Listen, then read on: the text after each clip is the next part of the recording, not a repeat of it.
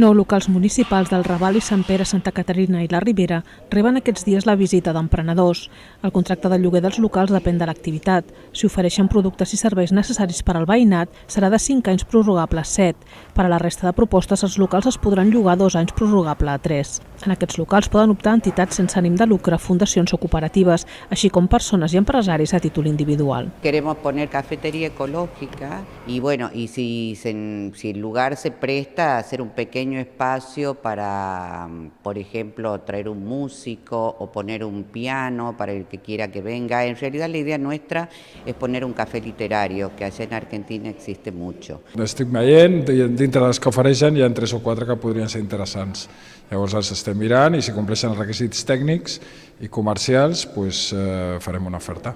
Els interessats en aquests locals tenen fins al 18 de maig per presentar les sol·licituds que han d'anar acompanyades de la proposta de projecte que volen posar en marxa. El districte de Ciutat Vella vol d'aquesta manera dinamitzar els locals públics buits i alhora promoure el comerç de proximitat i activitats econòmiques útils per al veïnat.